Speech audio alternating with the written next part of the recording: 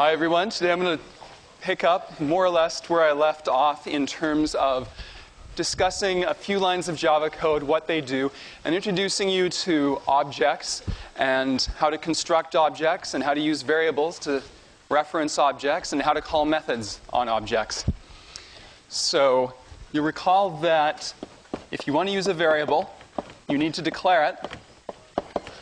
So let's declare a variable called S1 that's a string.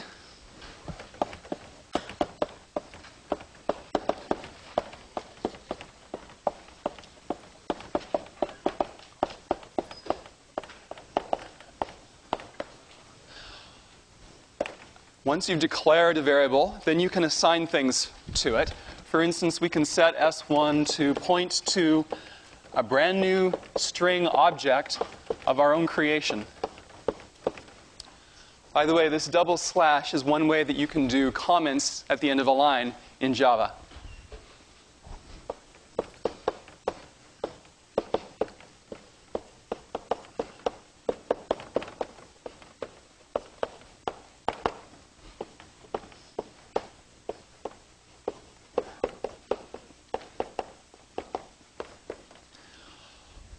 It's also possible to combine both of these two features into one step. So you can declare a new variable and assign it something at the same time. So that's a nice little bit of syntactic sugar in Java.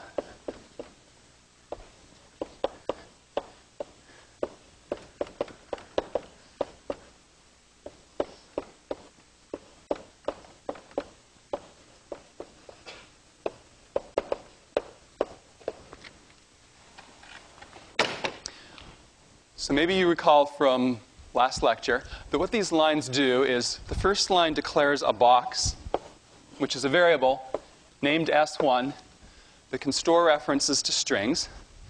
And the second line constructs a brand new string object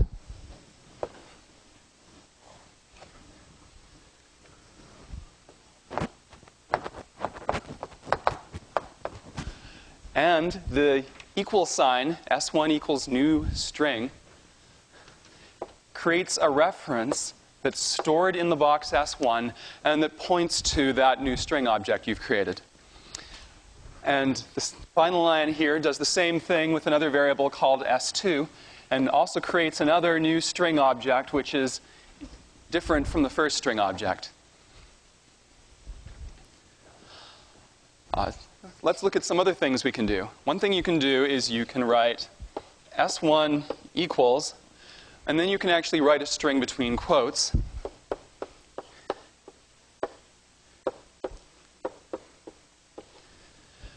And one of the things that's interesting about this line is that this also has a constructor in it. This, when you write in a Java program, open quote, yow, close quote, that actually creates a string object right there on the spot when you execute that line of code. And you get a string object with these characters in it. By the way, what is a string? It's a sequence of characters, like any characters you could type at the keyboard. And what is an empty string? Well, an empty string is a string of characters that has 0 characters in it. So you can think of this maybe as being the same thing you'd get if you typed open quote, close quote with nothing in between. So now we've created this new object, and once it's created, the equal sign takes a reference to that object and stores it in the S1 box, which overwrites the old value in the S1 box. So now S1 points to the new object and the old one is forgotten. Another thing I can do is I can assign from one variable to another. S2 equals S1. That line of code says take whatever is stored in the S1 box, meaning this reference here, and make a copy of it and store that in the S2 box. So effectively, the old reference in S2 gets overwritten and replaced by a new reference. And you'll notice that Java did not create a new object here. S1 and S2 are now actually pointing to the same object.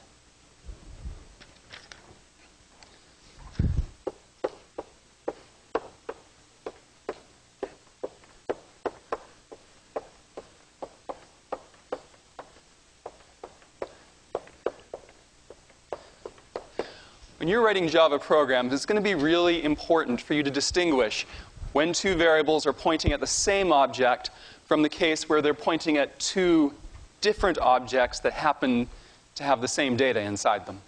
So try to keep track of that in your head when they point at the same thing and when they point at two different objects. What if, in this particular case, we wanted S2 to be a copy of S1? Like we wanted to make a copy of this object instead of having both pointers point to the same object. How could we do that? Well, Java has a constructor that lets us do that. You write S2 equals new string, and then in parentheses, you write S1. So this looks kind of like this, except we've thrown a constructor in. And so that last line of code does something fundamentally different. What this line of code does, well, this one line of code does 5 different things. So follow along with me here. First thing it does is it looks in the box S1 and it sees what S1 is pointing at. The second thing it does is it follows that pointer and it finds the object. The third thing it does is new string constructs a new object which is a copy of the original string.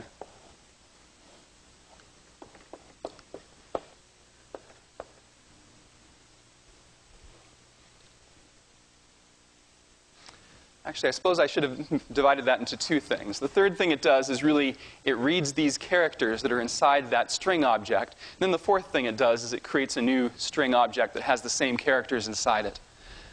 And finally, the fifth and final thing it does is this equal sign here, the assignment statement, which takes a reference to the brand new object we've just created and writes it into the S2 box, which also has the effect of overwriting and erasing what used to be in the S2 box. So, now that we've done that, S1 and S2 now refer to 2 different, albeit identical objects.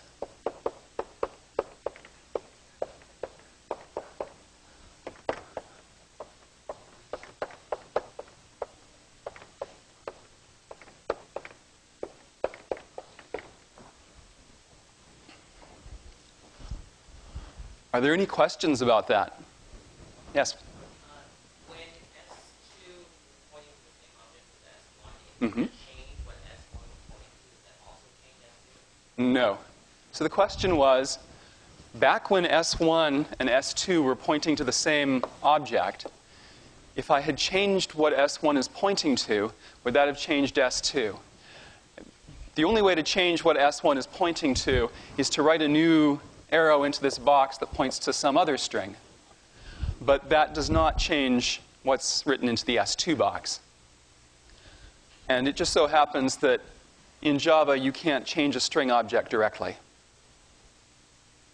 There are some types of objects where you could actually make a change inside this box, but strings are not one of them.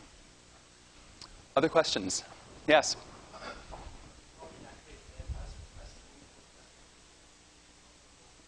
Can you speak a little louder, please? Mm-hmm.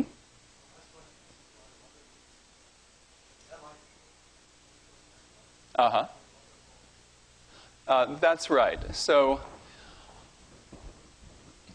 once you've done that, it is no longer true that S2 equals S1. And really, I don't want you... In Java, equal signs do not mean equals. They're not mathematical equality. And this is one of the confusing things about Java, and it's kind of a design flaw, is that the equal sign means assignment. It means take a copy of something that's stored in one box and store that copy in another box. And it really has nothing to do with mathematical equality. And that confuses people at first, but try just not to think of an equal sign as having anything to do with math. Thank you. Yes?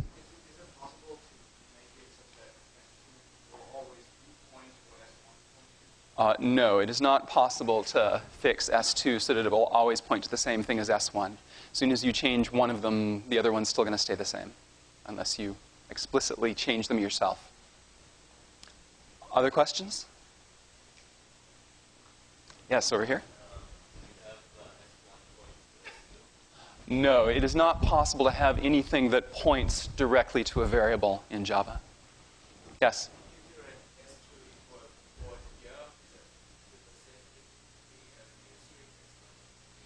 If you write S2 equals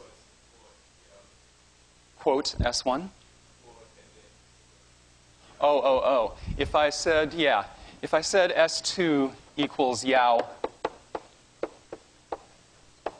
then yes, in this particular case, it would have had exactly the same effect as this line did of creating two different objects. And S1 points at one of them and S2 points at the other. Yeah, question.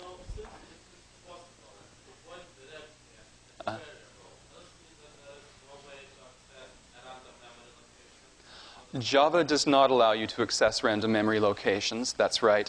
And the reason is it's trying to protect you from shooting yourself in the foot. There are languages like C that do allow you to access any memory location you want. And that can be very powerful sometimes, but it can also make some programs really hard to debug. So I think I'll move on from here.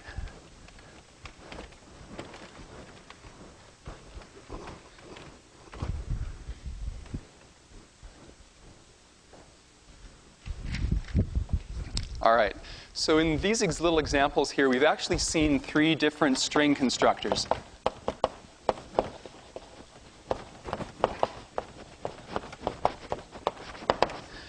The first one, we just type new string, open paren, close paren. That constructs an empty string.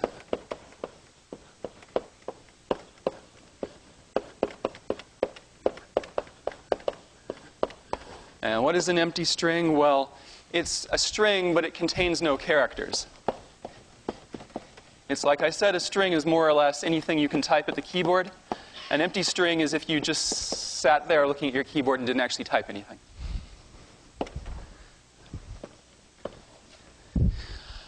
The second example was you can just stick something in quotes, like whatever word you want to type. And that just automatically constructs a string with the characters that you specified in your program. And the third example was new string again, except this time the invocation, new string, takes a parameter.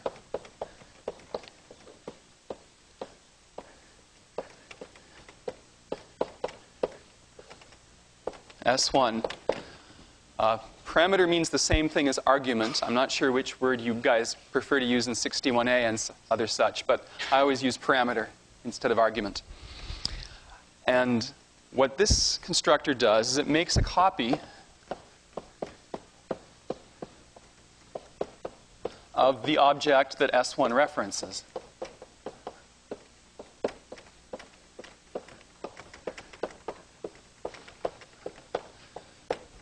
By the way, not all objects behave this way, just strings do.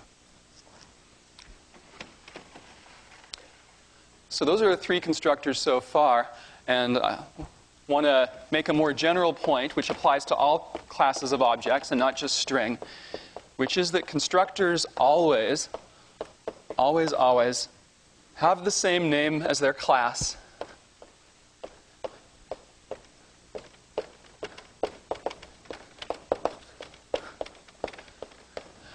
Except for that very magical exception when you put stuff in quotes.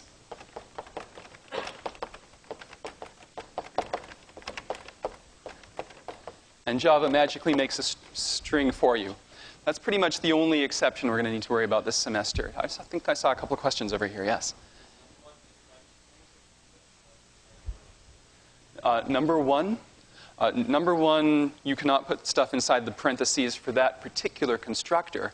But there are other string constructors where if you do put something in parentheses, you will call one of those other constructors instead. If you want to do what? Oh. number 2 is pretty much the best way. There is another one that, for instance, will convert an array of characters into a string. But that, you can learn about that later in the semester. Question over here.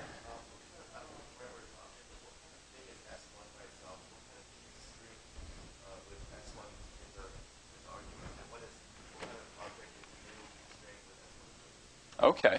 Well, S1 by itself is a variable of type string. String S1 is a constructor call. Though I could sort of say that new string S1 is a constructor call too, because you're really only allowed to call constructors by using the new keyword in Java, except for this exception. But this constructor call also returns a value that you can use, and the value that it returns is a string object, or a reference to a string object. I hope that answers your question. Okay. In the back there, near the back. Yes? Mm-hmm.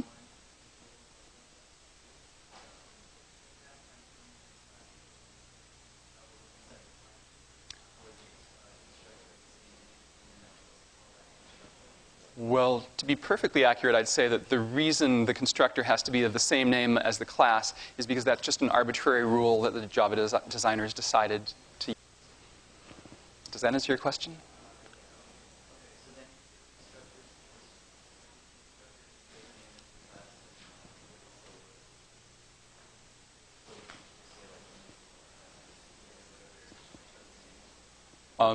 Java will not allow you to define a constructor that has a different name from the class that it's defined in. So you just can't do that. Yes?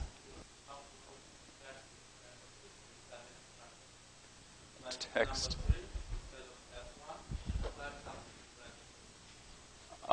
Something instead of S1? Are you sure you mean parentheses? These are parentheses. In quotes. Oh, yes, in fact, that's true. You can do that. I can say this. It's not very useful to do this, but here's what it does. First, it constructs an object, a string object with the letter A in it. Then it constructs a copy of that string object with the letter A in it. And then you can do whatever you want with the copy, except the original, you've already lost it. So you've just basically wasted time making a copy and then throwing one away. But it's useful to know what these things do. So, question over here. Single quotes mean something different. Single quotes are used for individual characters. You need double quotes for strings. All right, I think I should move on from here.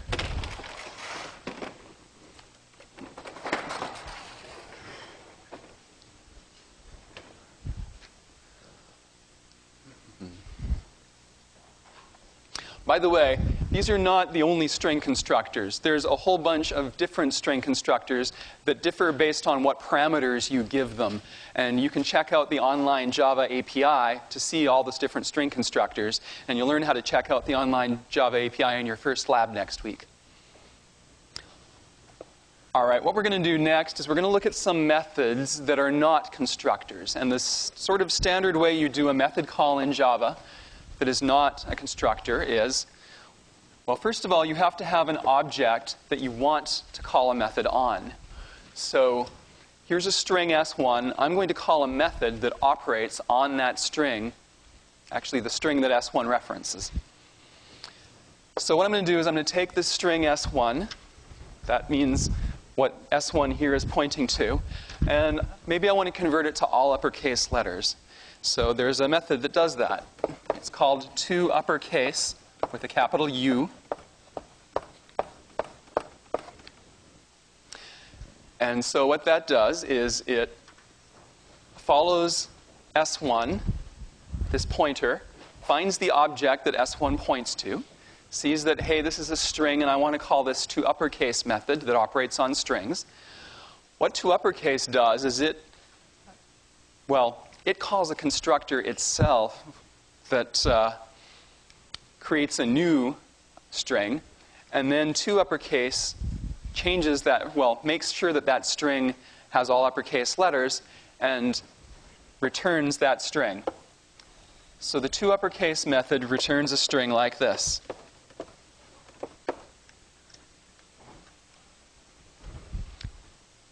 And then the assignment statement, as usual, will erase the old value of S2, and now S2 points to this string instead.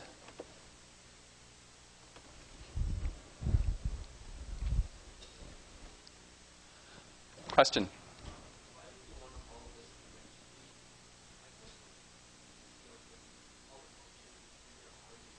Uh-huh.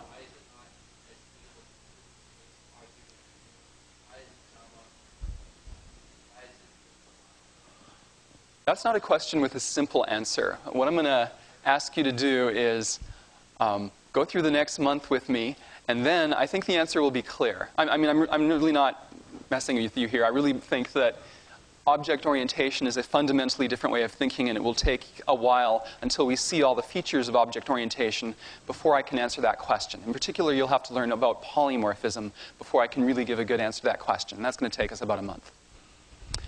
Let me finish this section before I take more questions. Let's try a few more methods.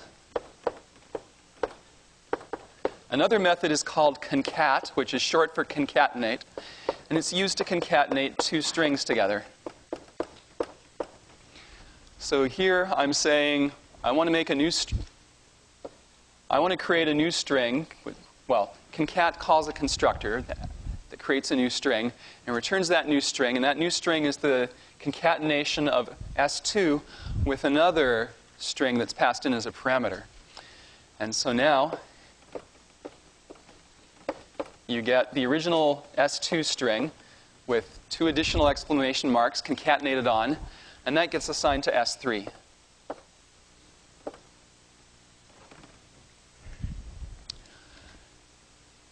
Or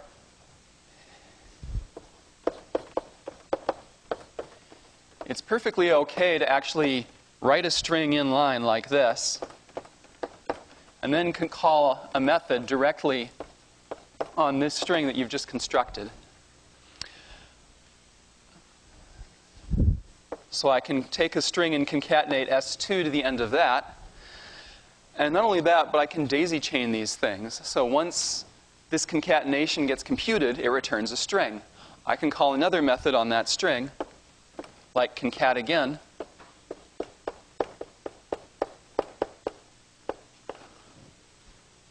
And now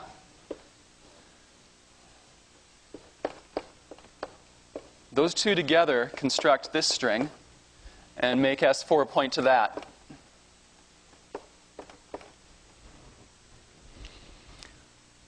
Now, Java provides a special shorthand for concat. If you add two strings together, Java automatically implicitly converts that to a call to concat. So I could have written this line S3 equals S2 plus this other string. And this last line here, I could have implicitly written this as S4 equals asterisk plus S2 plus asterisk.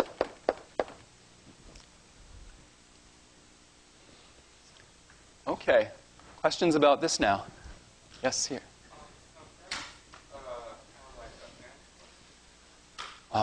I don't know my scheme very well, but I think it probably is. Question here. So do you have to create a new string, or can you just assign the string like something like S2, assign S2? Well, so one of the things about Java is that strings are immutable, or string objects are immutable. You cannot change a string object. So anytime you want to have a variation on a string, you have to construct a whole new string to get that. So does that answer your question? Okay. How about you, ma'am?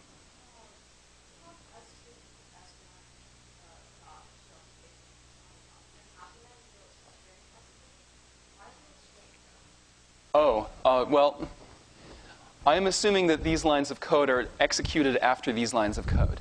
So I did not declare S2 here because I already declared it up there.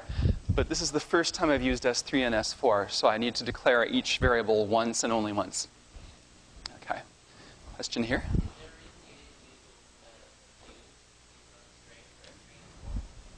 I'm not calling a constructor in these lines at all.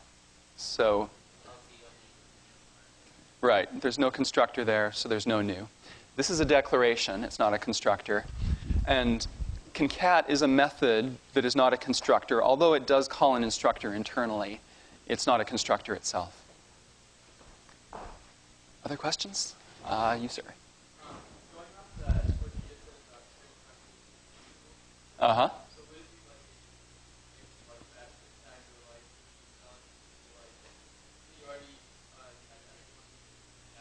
Uh-huh.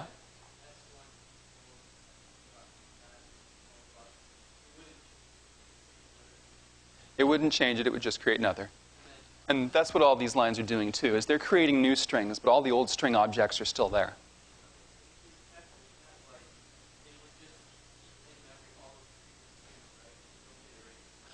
Well, actually, Java has something called garbage collection, which erases objects that can no longer be accessed from any variable at all. And we'll cover that at the very end of the semester, how that's done. You in the back, sir.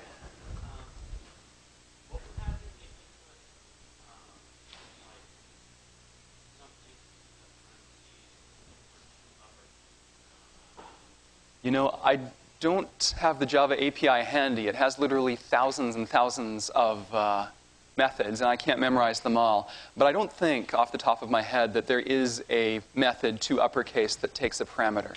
I could be wrong, though. I could easily be wrong. Yeah, Java requires that every method call and every constructor call always has parentheses after it, even if there are no parameters. And that's to differentiate methods from variables. Question in here. Just as an update, the 2 uppercase, it actually does have one version that it's not. Okay. Well, there we go. So there is one, but Lord knows what it does. It's one of these. You guys will learn next Monday how to look up the Java API and see these thousands and thousands of methods for yourself. You, sir.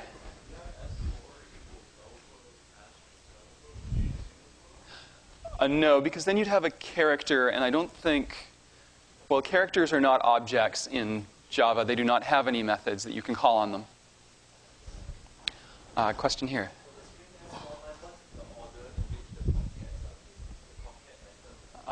Well, that's a very good question. So what order do these concat methods execute in? Is it left to right or is it right to left? The real rule is that to call any method, you have to have an object to call it on first. So what object is this concat being called on? Well, that object has to be created. Basically, this stuff collectively creates an object, and only once that object exists and has been computed can we call this concat at all. Any more questions? Yes? I think the way to put a break in a string, I know C supports this, I'm not sure about Java, probably it does. What you can do is you can put a string on a line, close off the string, open up the string again on the next line, and close it off. And if there's nothing between here and here except white space, C at least will concatenate them into one string, and I'm not sure if Java will or not. I hope it does. So I think I'll move on from here.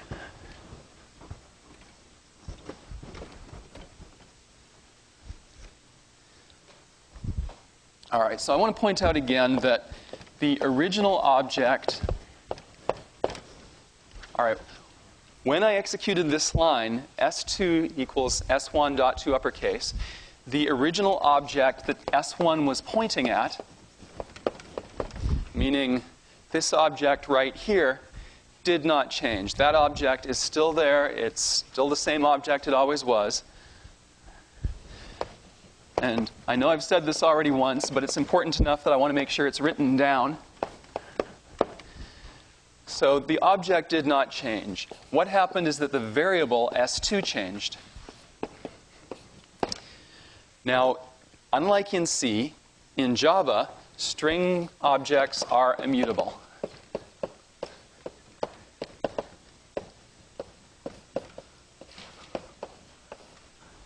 And immutable means their contents never change, because Java does not give you a way to change their contents.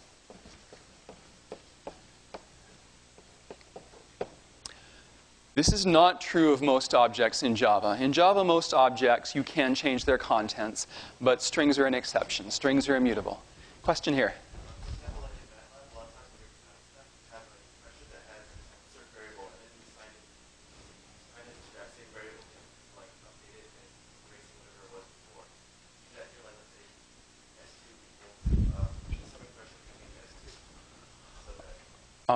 Yeah, so if I type s2 equals s2 dot uppercase, then it will indeed make a new string object, and the old one basically gets thrown away.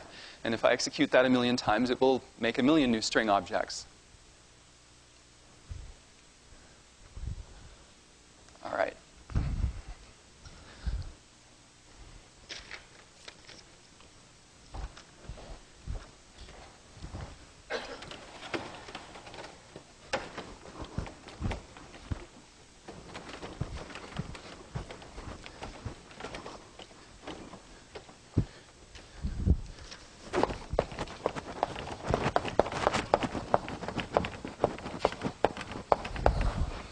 I want to talk a little bit about I/O so that we have some ways of interacting with the user so that you can read stuff from the keyboard and write stuff out to the screen, especially the latter. Java has built-in classes and methods to help you do this, and they are in the built-in system class. And these objects are automatically created for you at the very start of your program, and you can just use them. So one of these objects is called system.out, and it is an object of the class printStream.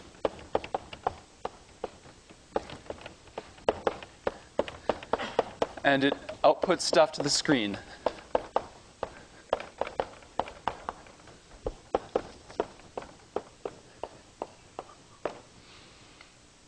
There's another one called system.in.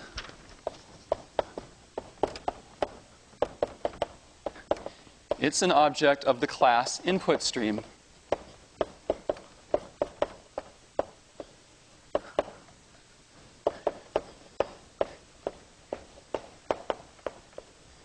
Its job is to read stuff from the keyboard.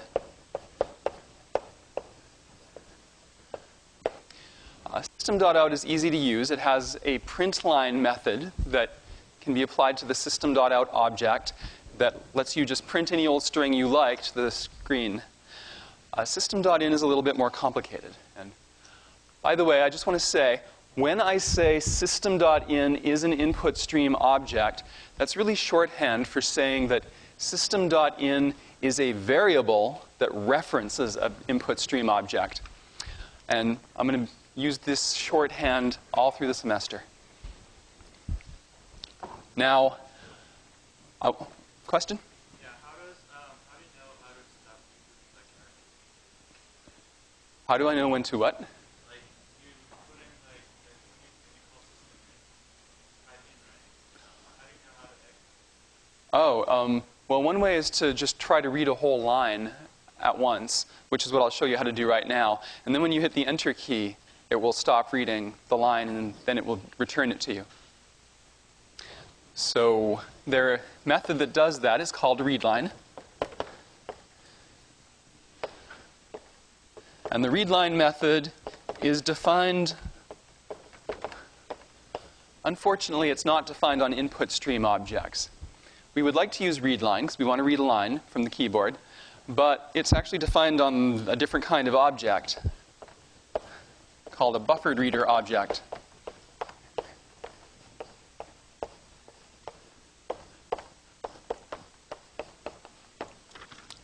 Okay.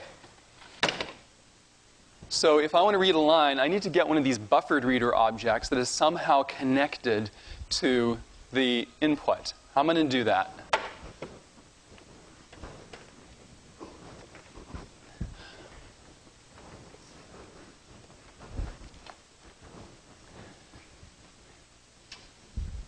Well, I got to construct one. How do we construct a buffered reader?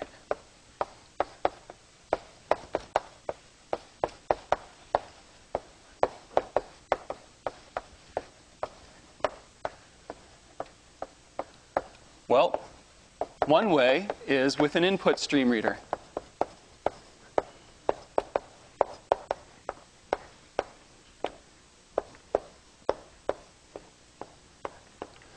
Okay, it's not a very enlightening answer. How do we construct an input stream reader?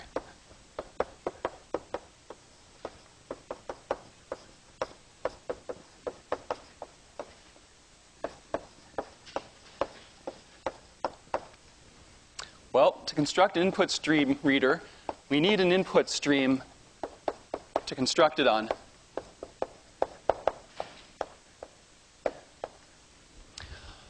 How do we construct an input stream?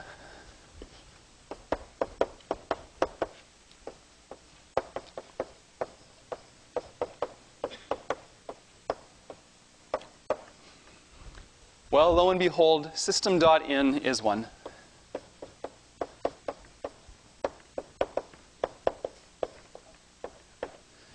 So we have one of those. How did I figure all of this out? Well, as with most things in Java, you figure out what you want to do, and then you look in the Java Online API to find out what methods exist to help you do it.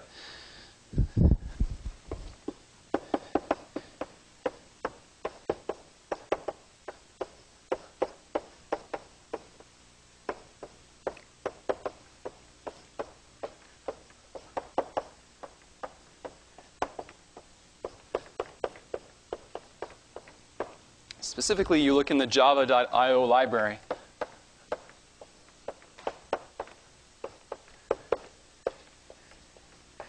Which has lots of stuff that does input and output. Now, you got to wonder, why all of this fuss? Why do we need to create this long series of objects in order just to read some stuff from the keyboard? And here's the reason why.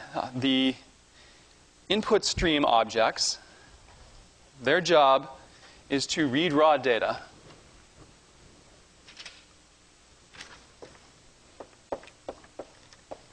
From the keyboard. And this is just a totally unformatted bit stream of raw data. That's its job. That's all it does. And then it passes that on to a different kind of object. And what this object, input stream readers, know how to do is take a stream of raw data and compose it into characters.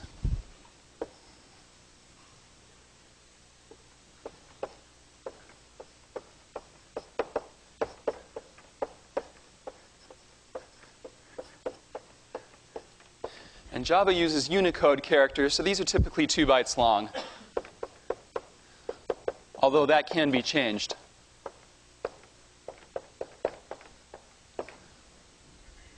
And finally, what does a buffered reader do? A buffered reader's job is to take a bunch of raw characters and compose them into entire lines of text.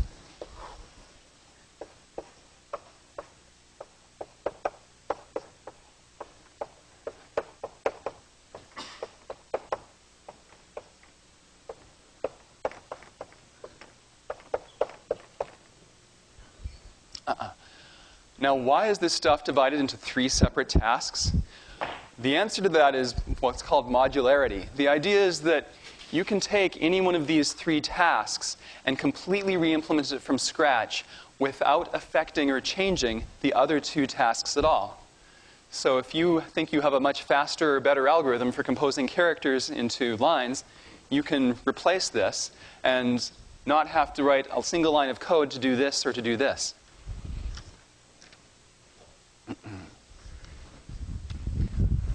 So now that we've got all of this stuff, let's put it together into a Java program.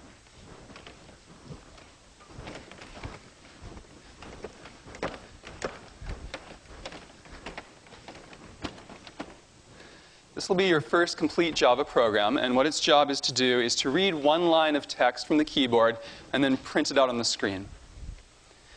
And here's what it looks like. A lot of this will be cryptic right now. So just get used to the idea that it's going to take about 2 or 3 weeks to understand what all of the words in this program mean.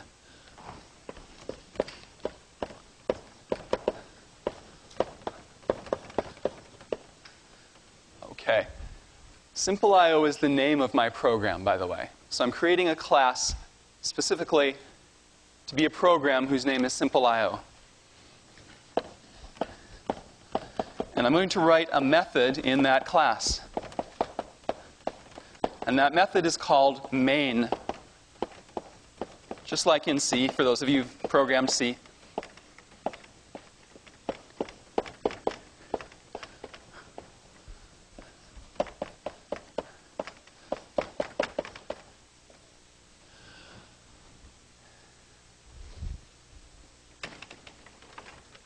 Okay, so far, these first 3 lines, just accept that you'll understand them later in the semester and don't worry too much about them right now.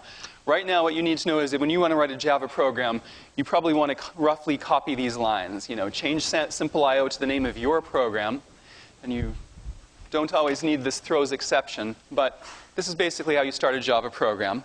And now we can actually get down and do stuff. And what we want to do, first of all, we want to construct a buffered reader so that we can read something from the keyboard. So let's do that. I'm going to declare a variable of type buffered reader.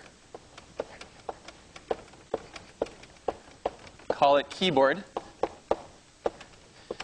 And I'm going to assign it a new buffered reader object that I'm going to construct right now.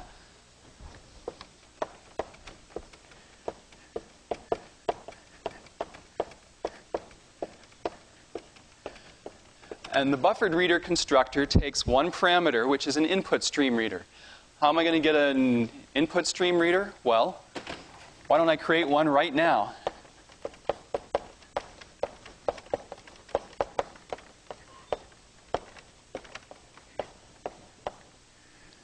And I'll create, now the input stream reader also takes a constructor, which is an input stream. And the input stream I want is the one that comes from the keyboard. System.in. So there, I've created the buffered reader that I need to read stuff from the keyboard. And now, I'm going to use system.out to print one line of text. Where am I going to get that line of text from? I'm going to get it from the readLine method that I was talking about up here.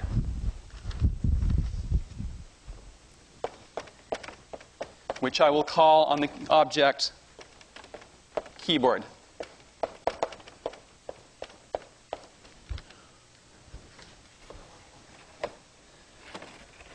And a couple of closing braces, and that's the whole program. Am I missing something? I'm probably missing a paren here. Am I missing anything else?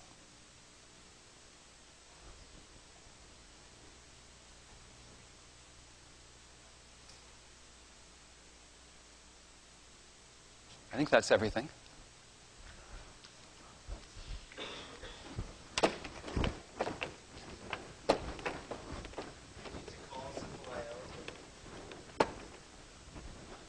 You call SimpleIO from the Unix command line. So it just calls main automatically when you specify what class you want to run. Question in the back?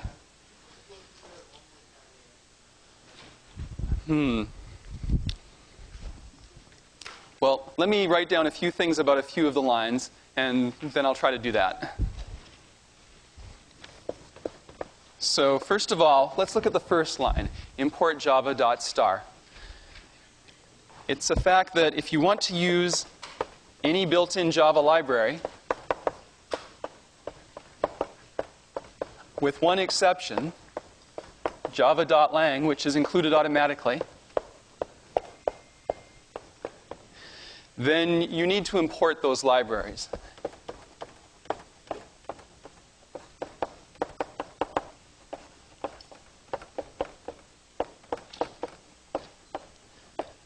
Now here we are importing java.io because it includes the input stream reader and the buffered reader classes.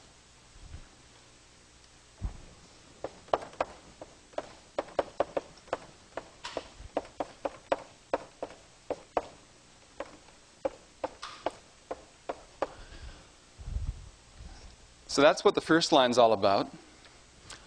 The second line is the name of the program. The third line is there because any Java program always begins at a method called main.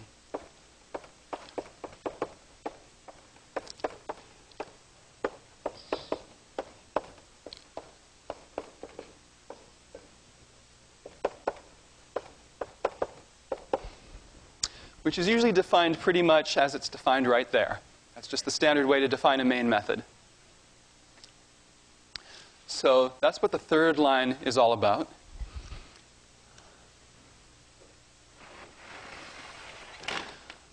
The fourth line is about creating a buffered reader object that we can read stuff from.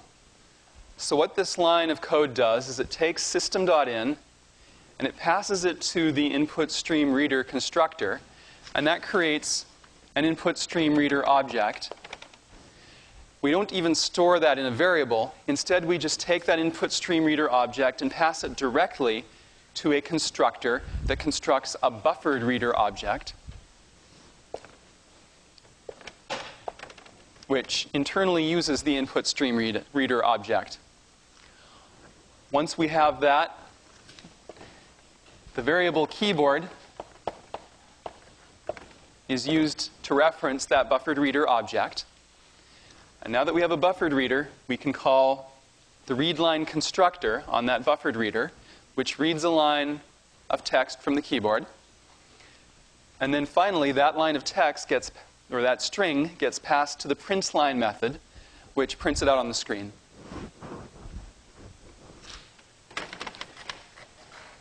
Okay.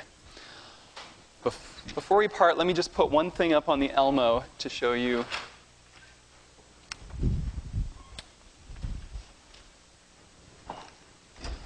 One small change that will come up in your first homework, which is, suppose instead of reading the line from the keyboard, you want to read it from a web page. Well, you can use virtually this same infrastructure here to read something from a web page. The difference is the way you create the input stream. Instead of using system.in as your input stream, wow, this is blurry. Is this the Elmo that's blurry, or is this just the way it is? Huh. What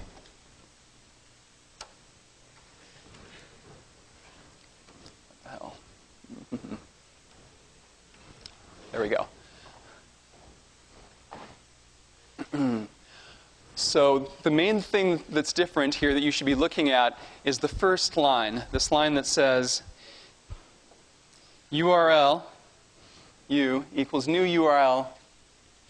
And then if you want to look up the White House website, this is how you do it. You just pass in the URL that you want as a parameter to the URL constructor, and that gives you a URL. And then you can get an input stream out of that URL by calling OpenStream method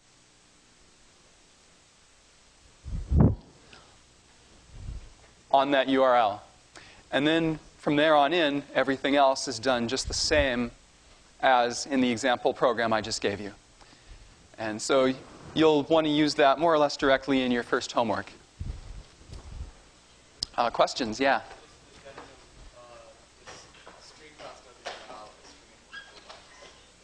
Oh, that's too bad. Okay. I was wrong about concatenating strings. I don't know how you're supposed to... If you want a really, really long string in Java, I don't know how to put it in multiple lines. Question here. What's what? Oh, this is going to be in the lecture notes, so that I put online after the class.